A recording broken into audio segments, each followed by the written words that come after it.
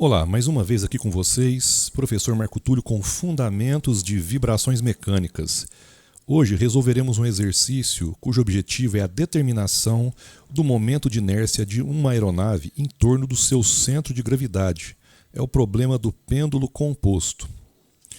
Bom, vamos lá. Vocês estão vendo aí nessa aeronave, talvez seja familiar, eu publiquei há alguns dias no Instagram, uma série, né? Onde é que eu vou usar isso na vida, né, professor? Mas a gente usa conceitos simples e básicos de vibrações mecânicas para resolver problemas como determinar o momento de inércia de aeronaves como essa, tá? Eu fiz questão de publicar o vídeo, né, que a própria NASA produziu para mostrar que, apesar de toda a tecnologia, telemetria, equipamentos super avançados de medição, eles não abrem mão do bom e velho cronômetro para medir o período de oscilação do pêndulo e, no fim, para calcular o momento de inércia dessa aeronave em torno de seus eixos, cuja referência fica fixada no CG. A gente vai discutir isso aí.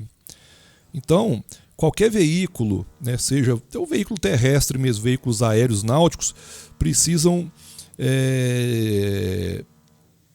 que seus momentos de inércia sejam conhecidos para poder controlar. Esse é o nosso grande objetivo. Para a gente controlar, a gente precisa incorporar isso no nosso modelo, senão não tem como, não tem jeito. Tá bom? Então vamos lá.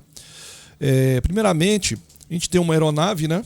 Uma aeronave simples, mas pode ser uma mais complicada, mas para fins didáticos, para não poluir muito, a gente colocou uma aeronave simples, um monomotor, para a gente expor aqui a questão do referencial, né? Então, para facilitar, a gente vai utilizar a notação dos ângulos de Euler, né? De forma que essa referência ela fica fixa, solidária ao avião em seu CG, a origem dela no seu CG. Bom, então a gente tem um CG da aeronave, aproximadamente nessa posição. Então, o primeiro eixo é o eixo X, né, que passa pelo CG e está orientado dessa forma aí, longitudinalmente no avião. Segundo, tem um eixo Y, que está transversalmente ao avião, passando pelo CG. E por fim, o eixo Z, né, que está na vertical, passando pelo seu CG. Então essa referência ela voa com o avião, caminha com o avião para onde ele for, independente da posição dele. Ele é literalmente fixo na aeronave. Mas isso para facilitar a nossa vida, por incrível que pareça, tá? Então vamos lá, a gente precisa então conhecer os momentos de inércia em torno desses eixos aí. Tá bom? Então vamos andar. Bom, primeiro, né, a gente precisa conhecer os movimentos básicos aí de uma aeronave. A primeira dela é IO, né, em inglês, né, ou guinada, cujo movimento tem essa cara aí, ó. Vocês estão percebendo lá o CG? Então a aeronave está girando em torno dela, tipo um escorregamento. A superfície de controle, no caso da aeronave, está sendo aplicada é o leme, está destacado em azul. Então a guinada é esse tipo de movimento. Então, para isso, a gente precisa conhecer o momento de inércia em relação a Z. Tá? Um outro momento aqui, a gente tem um outro movimento chamado pitch ou arfagem em português, cujo movimento é esse. É o de subir e descer, cuja a superfície de controle empregada aqui é o profundor, destacado aqui em azul. E por fim, roll ou rolagem, cujo movimento tem essa configuração aí, a superfície de controle empregada são os alerões, né, comando alternado para promover o giro da aeronave. Então, nesse caso, a gente precisa conhecer o momento de inércia em relação a X. Bom, andando. Então vamos ao problema propriamente dito, né? A gente pega, só mostrando que para isso tudo, na prática, né, a gente precisa de uma estrutura, né, toda uma infraestrutura para receber esse tipo de experimento. Né, uma grande estrutura metálica aqui, ancorando o aparato que está fixando o pêndulo à aeronave. Aqui a gente tem uma animação, né, que literalmente a aeronave está pendurada, percebam, né, tá oscilando aí, e tem que ser uma oscilação pequenininha assim mesmo, né, para a gente tornar o movimento linear, a gente linearizar as funções lá, tá bom? Então vamos lá. Então no nosso caso aí, a gente vai calcular primeiramente o momento de inércia em torno de Y, ó, o Y aqui, ó, que é o eixo transversal à aeronave. Então a gente faz assim, aqui é óbvio que é esquemático, então a gente tem o eixo do pivô do pêndulo aqui, ó, o eixo do pivô que é paralelo a Y, tinha que ser. Então faz todo um aparato para fixação. Então a aeronave vai pendular dessa forma, tá bom? Então a gente vislumbra no futuro, né, o controle desse movimento, da arfagem ou do pitch. Bom, então vamos a um problema. Tem um gifzinho aqui, né, mostrando um aparato vazio e um outro gif aqui mostrando um aparato já com a aeronave fixada. Percebam, uma coisa imprescindível. A linha que une o pivô, o CG do aparato e o CG do avião tem que ser únicas, tem que ser colineares, necessariamente, não tem outro jeito. Tá? Então a gente coloca aqui o referencial que está grudado na aeronave, eu coloquei de fora só para destacar, mas esse referencial está grudado aqui no CG. Correto? Bom, então vamos esquematicamente fazer um DCL. Em rosinha aí está denotado a inércia, né? Que é um corpo rígido, né? A inércia do aparato, e em cinza a inércia da aeronave e os respectivos CGs. Então tem o pivô, a força-peso do aparato atuando no CG do aparato, né? O comprimento, a distância do pivô ao CG, a linha de ação da força. A força-peso da aeronave, a distância que separa o CG ao pivô, LA, o ângulo, né, descrito, no caso a foto do CG foi no sentido anti-horário, tá bom? A linha de ação da força-peso da aeronave. Então os braços de alavanca estão aqui, LP θ, né? Mais uma vez, por que está LP θ? Porque ângulo menor que 5 graus a gente pode aproximar o seno do próprio ângulo.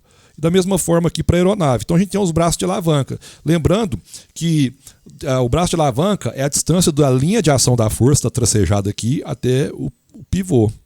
Tá? Esse que é o conceito de braço de alavanca. A hipótese, né, tem que ser que o ângulo seja menor que 5 graus para a gente assumir o seno de θ, aproximadamente o θ. Só para reforçar. Então alguns parâmetros têm que ser conhecidos. Antes de fazer o experimento tem que ser conhecido. Mas como a gente tem CAD, tem treina, tem tudo, dá para saber.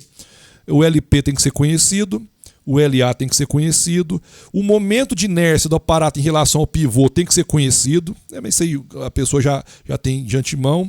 A massa do aparato, obviamente, e a massa da aeronave. Por fim, a gente tem que ter um cronômetro para conhecer o período de oscilação do pêndulo. A gente conta quantas vezes eles conta o período de um ciclo, conta quantas oscilações divide pela quantidade de oscilações para ter o período médio. Tá? Coisa simples. Bom, então aplicando a segunda lei de Newton em cima desse DCL, a gente vai ter sentido anti-horário positivo, somatório dos momentos em relação ao pivô O é igual ao JO, que é o momento de inércia total de tudo, né? Em relação a O, vezes a aceleração angular. Então, olha só, menos, né, o sinal negativo é porque contraria a referência, então é menos o momento devido à força-peso do aparato, né, que é a força-peso vezes o braço de alavanca, a mesma coisa para o avião. A força-peso vezes o braço de alavanca. Negativo porque contraria essa referência, faz com que o sistema gire no sentido horário. Então, contraria essa referência, que é igual a JO θ 2 pontos. Agrupando, né, e reorganizando aqui, a gente chega e culmina na equação do movimento. Está aqui a equação do movimento, é essa aqui. Só que, como a gente já falou, a gente divide todo mundo pelo termo de inércia para normalizar, isso facilita a nossa vida, porque esse termo em colchete aqui, ou seja, é o termo que acompanha a aceleração angular, é nossa frequência natural ao quadrado. Olha lá, é a nossa frequência natural ao quadrado, a gente vai batizar ela de equação estrela. Então, também a gente sabe pela definição que o ômega-n pode ser calculado por 2π dividido pelo período natural. Certo? É outra forma de calcular a frequência natural. A gente vai batizar ela de equação das estrelas. E sabe também que o momento de inércia total, ou seja, tanto do aparato quanto da aeronave em relação a O, é a soma de cada uma delas, como está colocado aqui.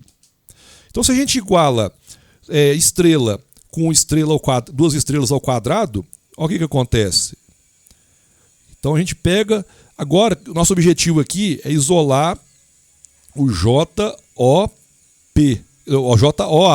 Então vou mandar. Então a gente vai levar aqui ao quadrado, elevando ao quadrado e fazendo o desenvolvimento aqui algébrico, e a gente chega e isola então o momento de inércia da aeronave em relação ao pivô O. Só que não é isso que me interessa, não é isso que me interessa. Me interessa o momento de inércia da aeronave em relação ao seu CG. Ora, é simples. É simples. Se eu conheço o momento de inércia da aeronave em relação ao pivô O, se eu conheço, eu aplico o teorema dos eixos paralelos ou o teorema de Steiner na aeronave. Então eu sei que o momento de inércia em relação da aeronave em relação a O é o momento de inércia da aeronave em relação ao seu CG, mais a sua massa vezes a distância LA ao quadrado, onde LA é a distância que separa o CG da aeronave com um pivô O. Então ficou simples. Eu conheço esse cara aqui agora, porque eu determinei aqui, né? Um período, tudo ao período aqui, né? Eu conheço esse cara aqui, eu conheço a massa, eu conheço o LA ao quadrado, então é só isolar o meu momento de inércia em relação ao CG. Então está aqui determinado, assim, através de dados experimentais, né?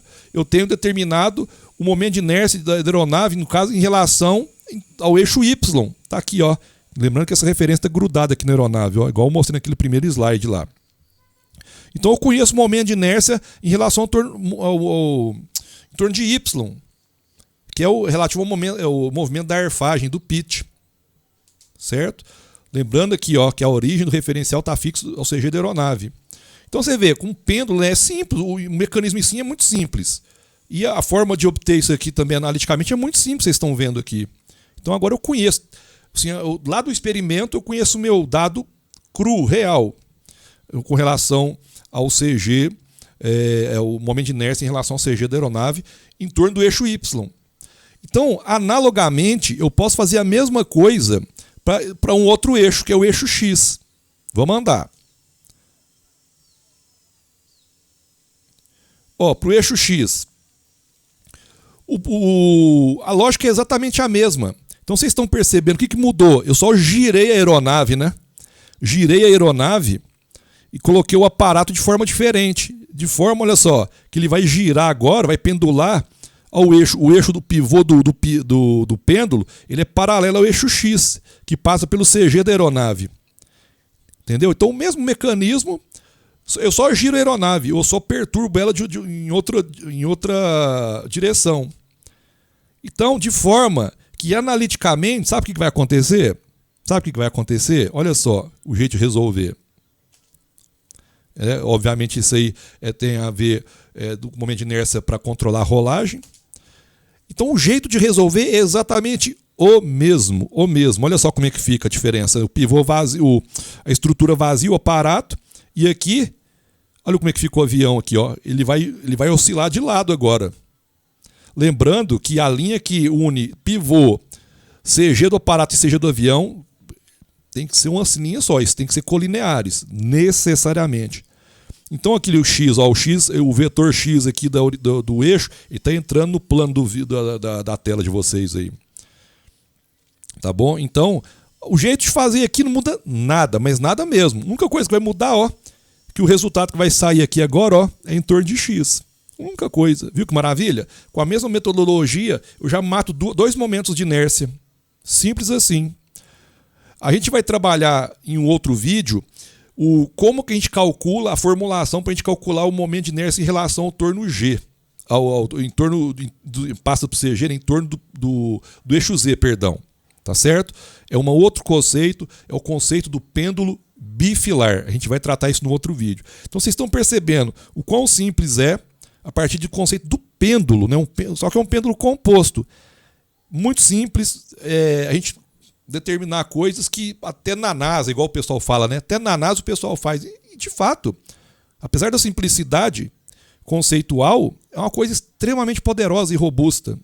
A gente tem que pôr sempre isso em mente, né? Muitos problemas tidos como complexos são resolvidos com física básica, né? Física sem muita sofisticação. Então eu coloquei um problema simples de vibrações, básico até, para resolver um problema muito importante aí no desenvolvimento de produtos. Tá certo? Então a determinação em torno do eixo Z, a gente vai ver num outro vídeo, que é o mesmo problema de determinação do momento de inércia com relação a Z. Aí o problema já não é pêndulo composto mais, é o problema do pêndulo bifilar, que a gente vai tratar futuramente.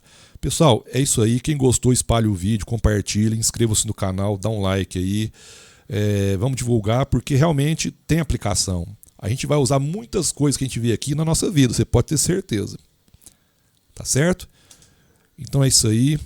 Pessoal, um grande abraço para vocês e até um próximo vídeo.